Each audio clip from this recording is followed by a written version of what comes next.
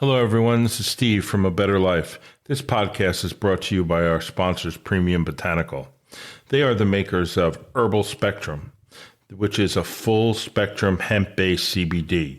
They make salves, liquids, and they have a great mixed berry gummy. You can check them out at www.mypbcbd.com. Now our podcast.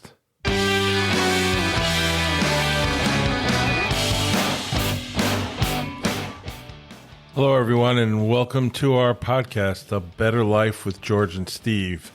This is a special episode. It sure is. George, how are you?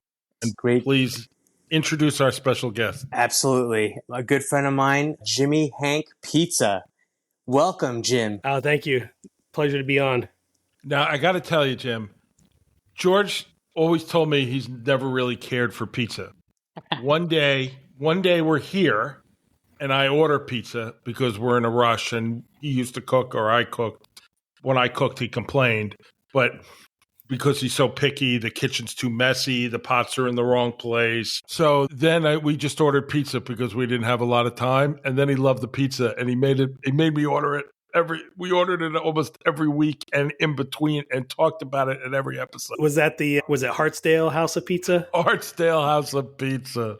Yeah, he was sending me pictures of it, and I got to say, it looked fantastic. I'm glad he's turned the corner on his opinion of pizza, because that is all it takes is once you have a really good one, even if you weren't a fan of pizza or an enthusiast, that's all it takes. And that's where a good pizza is going to differentiate itself from a bad pizza. That's true. That couldn't be any truer. All pizza is not equal. Let's put it that way. And this pizza that Steve brought in, I sent you the pictures, and immediately there's telltale signs of a good craft pizza, people who care. The sheet that you noticed right underneath, that's talk about it, Jim. What is that?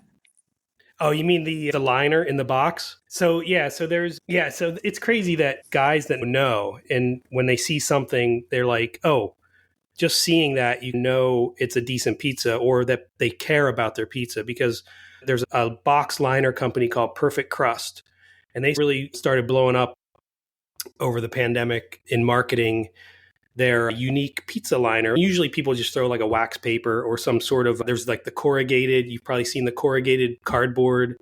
So it just keeps the pizza off of the cardboard and gives it a little bit of airflow. That box is what you call a coffin, right? Exactly, 100%. Yeah, you throw a hot pizza in a box and you close it, it's just going to steam to death in there. And all that moisture, you got to release that moisture from the bottom to keep the crust crispy. And that's where Perfect Crust, they reimagined the liner, and they're thin paper, but they have a little bit of a corrugation. I wouldn't really call it corrugation, more like a relief. There's some bumps in them and stuff, but they're also low profile. It's a craft thing. Like, they were really marketing to people that were like into the craft, and it caught on. They're doing really awesome. So it's a unique shape. So if you see that under a pizza, you know it's going to be a good pizza. So, Jim, before we get into the 8 million questions we probably have about pizza, maybe we could just give us a little bit of your background. How did this life of pizza come to be? Man, it was all born out of the pandemic. I've been a fan of pizza all my life. I'm sure, like most people are. You grow up eating pizza as a kid. Unfortunately for me, I didn't grow up in the New York City area where I had an amazing pizza spot on every corner. So I'm in rural Pennsylvania. We had Pizza Hut. We had the chains. Back in the day, the treat was go to Pizza Hut. You get their signature pan pizza, and you play Miss Pac-Man on the tabletop arcade, and you had your Coke in the red cup, and you were living life, man. I miss it. I'm going to tell you, I miss Pizza Hut. Those are the first memories of pizza, right? And then fast forward to married, have kids, pandemic happens. I dabbled in it here and there, baking and pizza, but nothing serious. And then pandemic happened, have all this time on our hands, we're stuck inside. So it started with bread. I just started baking bread, started exploring that, messing around with different types of breads. And then I got to thinking, I was like, maybe I should start trying pizza, because pizza is a little bit more versatile than bread. It's bread. You make a really good bread, you have a sandwich, whatever. But pizza is really limitless when it comes to creations and styles and toppings and whatnot. So yeah, I just took a deep dive, and it just has been going since early And 2019 you or can say late the 2019. The American pizza renaissance is happening right now. All these regional styles of pizza, from obviously New York style, but then we have the Chicago, but then a subset of Chicago, you have the Detroit style, which is, you're really versed in, and that's become your call sign. Yeah, I started out, I wasn't really even focused on this style and I didn't really know anything about it. I started out doing what you would call your typical New York style because that's the ubiquitous pizza style of America, right? Like Mm. the round, like 16 or 18 inch thin crust with a little cornichon to grab onto. And so I started figuring that style out. And then I was like, okay, what's next? And that's the cool thing about pizzas. There's so many variables, like so many styles. So, and all the doughs are different. I can't even think of what the next style was that I tried. It might have been like a Sicilian or something like that, like pan So, but style. a little more. What were you cooking it with? How are you doing it? How did you I get was to the? just a home oven. Like I started out just doing it in a home oven. You have a You know, stone? I had a stone. Stones are a little bit Stones are a little bit weird because everybody like thinks they need a stone for their oven. But then I figured out early on that a steel is the way to go. You want a pizza steel because it'll heat up quicker and it'll retain the heat better. And it will also recharge the heat faster as well too. So if you're making multiple pizzas, it won't lose its heat as quickly. So yeah, so everybody thinks like stone, like you get your stone like at Target or Bed Bath and Beyond or whatever, like they're everywhere. But a steel is really the way to go if you're going to be baking in a home oven. I've seen that. So, what temperature did you use? Just out of curiosity. Just crank it like 500. My oven only goes to 500. Some will go to 550. But the cool thing about the steels too is you can crank on a broiler, just crank that top heat, and the steel will actually get hotter than your oven will go. Like you can get your steel to 650 even if your oven only goes to 500. You just blast it with the broiler.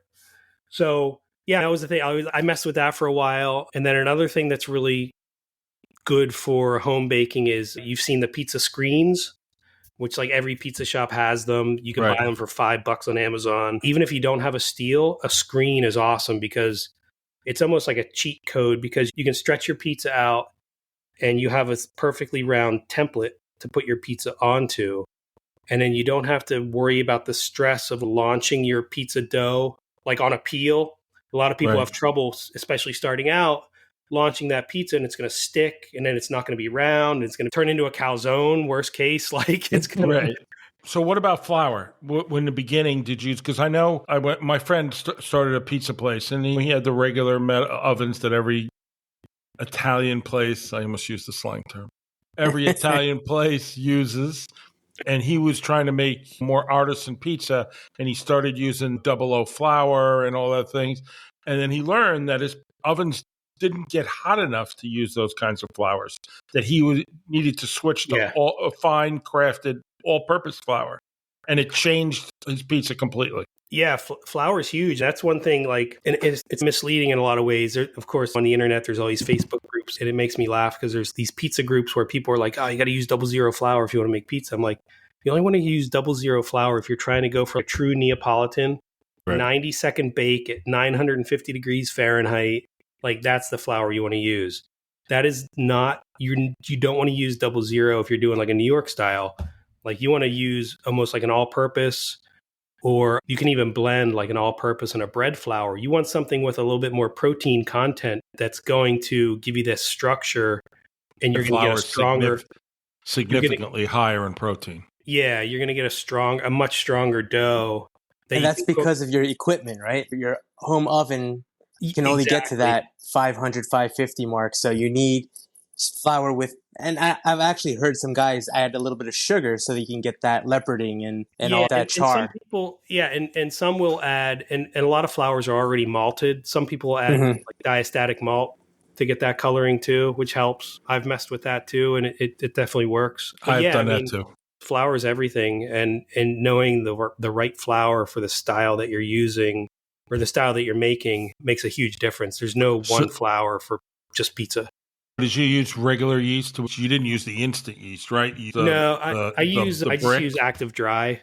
Yeah, and I still do to this day. I dabbled in sourdough a little bit. It wasn't for me. I made my own starter.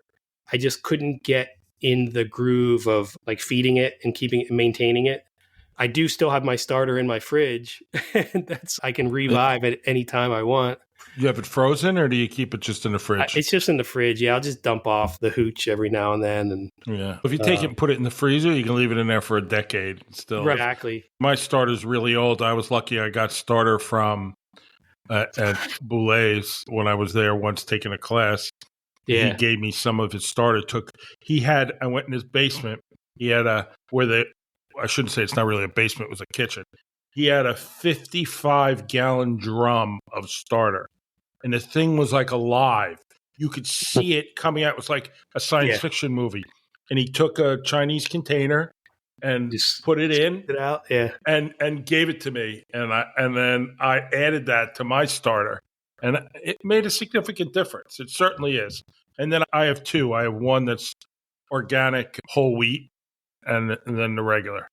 So I like that you said organic whole wheat, because what I landed on, rather than doing sourdough, is I do a poolish, and I blend 50% whole wheat, organic whole wheat, with 50% of the flour that I'm using for the pizza that I'm making. So typically when I'm making a Detroit style pizza, I am using King Arthur Sir Lancelot, which is a high gluten bread flour. It's like 14.5%. It's super high protein. Yeah. I've never used it, but I've seen it. Yeah, it's a very strong flour, and it's really good. King Arthur flours are amazing because they're super consistent, and you can find them in any grocery store in the United States. And the flour is going to be the same. It's for us, it's local. It's produced in Vermont. I like keeping things local. That's the other thing. If you want to really get in the weeds on flour, the crazy thing about those Italian flours, most of the wheat is grown in the U.S. It's shipped to Italy to be milled, and then they're shipping it back. So it's like this flour is traveling like 10,000 miles. Like, why? We make amazing flours in the United States. All the wheat is grown here. So why not go? You're getting the American wheat. It's getting milled in America, and especially if it's a local, like if it's something on the East Coast, you're going to get that the flour is going to be fresher. So I'm a huge fan of King Arthur. I've always used it. I've tried other flours, but I always come back to it. So there's a local Hudson Valley by us mill that you could go up and get their flour, and their flour is exceptional. It's like an old mill, an old grist mill that's not even run with machinery. They do it old school. Yeah, that's cool. So it's actually on the water. So the water churns the thing and churns it, whatever.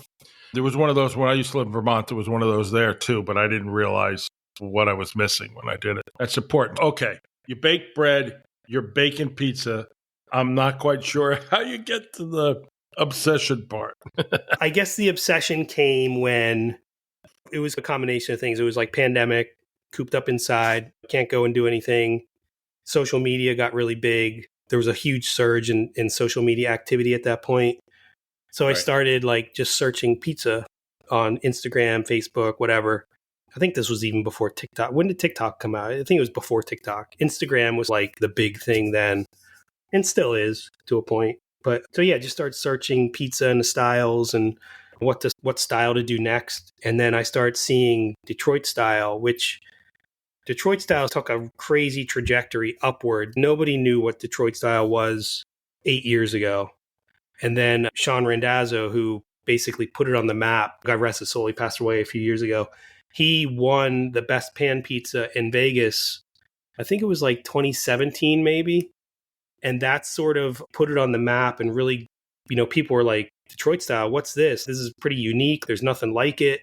So it started to spread outside of Detroit, and then other people started putting their own spin on it. And it really intrigued me. I started seeing it's got like the caramelized cheese and the thicker crust. So I started following guys that were specializing in that. And then I became obsessed with trying to get that cheese crust exactly, like just that caramelization, like nailing that. So that's how I just honed in on that style. And little by little, and now you're known as the Frico King. Right, yeah. So that was, it came just iteration after iteration, trying different cheeses, trying different things, different temperatures, different par bake, not par bake, just so many different factors. And then I can go back in my Instagram feed and I can scroll back and I can point you to where I got it. And I was like, that was where the light bulb went off. I was like, holy shit, there it is. And then from that point on, you can see like all of my pizzas that I posted were the same. And most bakers keep a notebook. Like if you're working on a recipe or you're trying to figure something out, you keep notes. I'm sure, Steve, right? Like you're into sourdough. You keep notes like the type of flour, the hydration, how long you went your fermentation. Because the only way you're gonna know is to refer back and see what worked and what didn't work. And if you don't refer back, you find you stray. You don't even realize you're straying. There's things you forget that that you don't do. And I cook barbecue. So I have a huge smoker. It's not huge, but it's big. I could do 10, 12, 15 racks of ribs in one shot, full racks. And I do the same thing. What the weather is, what the temperature is, what the humidity is, what did I do? How long did I dry? All those things went down. And then you start, as you refer to them, you build that process. And that's the same thing with bread. And I'm sure it's exactly with pizza. Yeah, 100%. And you don't want to change more than one or two variables at a time, because then it's time it's hard to isolate what worked and what didn't work. So that happened. And luckily I stumbled upon it pretty early in my whole like Instagram journey, because I started the page like, what was it? I think it was like September of 2020, where I was just posting pizzas to like my personal page and people were liking them and stuff. And I was like, there might be something here. So I started the Jimmy Hank Pizza page separate, where all I did was pizza. And it started growing, not crazy, but it was like, there's something here. So I just started doing that more and posting my process. And so it just became a hobby that grew into more of a side hustle to where I am now.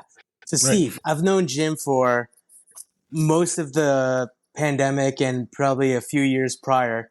And I've watched this metamorphosis of his journey becoming this pizza wunderkind. It's the moment he started talking about hydration and then a 72-hour fermentation process, I was like, this guy's going way deep down that rabbit hole. And little by little, the following's growing. The other day, I think one of your posts, Jim, it hit 13 million clicks. It's been crazy because social media is such a weird thing. Love it or hate it, it definitely has a place and a purpose. And for marketing, it's very powerful. And I was slogging along, like doing my posts and getting a couple followers here and there. And then at one point, I don't even know when it was, I was like, you know what? I'm going to post every day for like 30 days and see what happens. At the same exact time every day. So 8 a.m. every day. Like I would schedule posts. I would like the night before, put something together, post it. And this just came out of, I have this huge library of photographs, which is a whole nother story, but I'm a photo nut as well, which was another hobby that sort of the light bulb went off. And I was like, why don't I just start taking really good pictures of my pizza? Because I have all this gear. So I started. What kind of camera you use? Come on, let's get to it. I have a Sony A7 IV full frame. Yeah, you're right. I have an FX3, which I just upgraded. I was always a Canon guy, from like the beginning. Like I used to do skateboard photography when I was a kid. That's like where I got started in that whole hobby. But yeah, so I love the Sony. I'm loving it. But yeah, so I morphed the photography into the pizza game and started building this whole library of pizzas. So I was like, all right. So I had all this library of stuff that I was like, okay, I can just post a picture every day. And that's the other thing. Like social media doesn't have to be stuff you did today. You can go back and pick stuff from your library and post it. Nobody knows. Like just post it. So I started posting stuff every day, like just come up with a little like one-liner, like what it was. And then things started growing more. So getting more engagement. So I continued that, trying different things here and there. And then fast forward to, I guess it was like December of last year or 2 years ago, I had a reel that went crazy. It was like, didn't hit 1 million. It was like 600 and some thousand.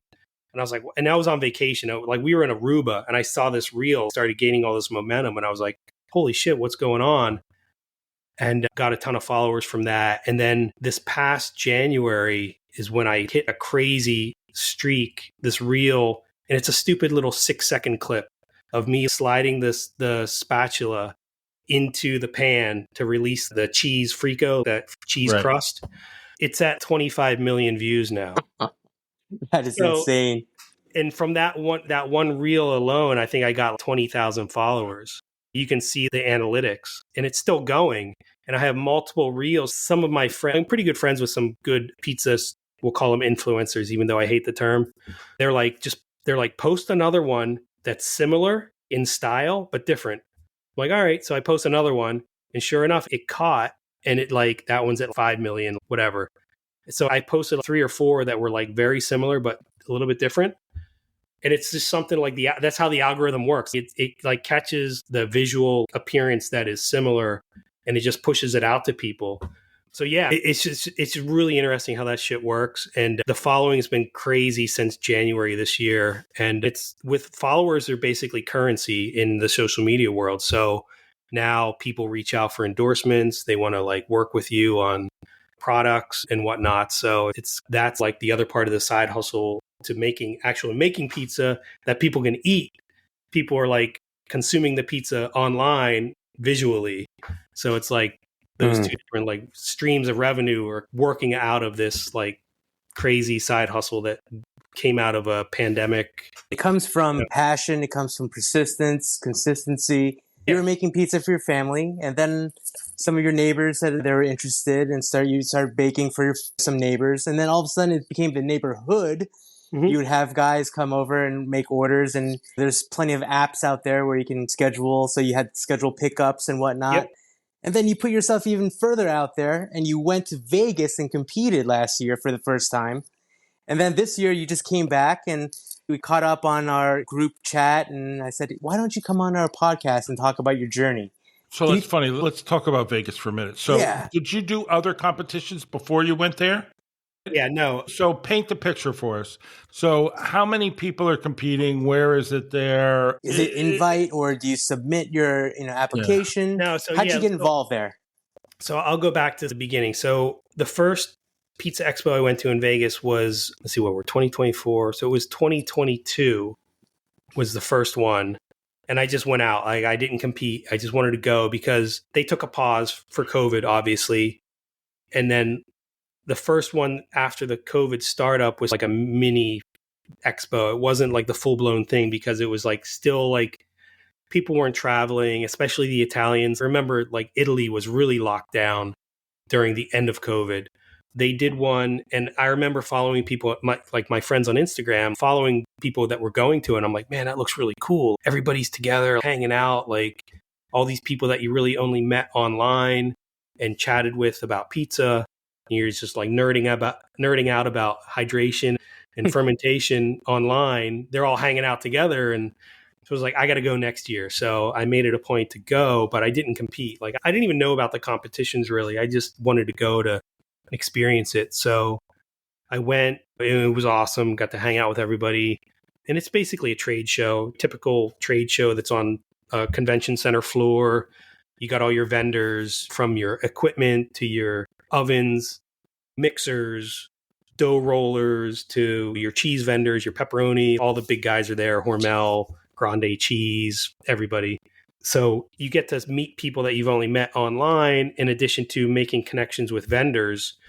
And the cool thing about it is now these vendors are really like embracing the small guys like me, because before COVID, I couldn't get a call with any of these guys. Like they were like, oh, you're only going to buy like 60 pounds of cheese a month. We're not going to talk to you. We're talking pallets. We're not talking to anybody that's not buying 1,000 pounds of cheese a month. So that was cool. And then I saw the competitions, and some of my friends were competing.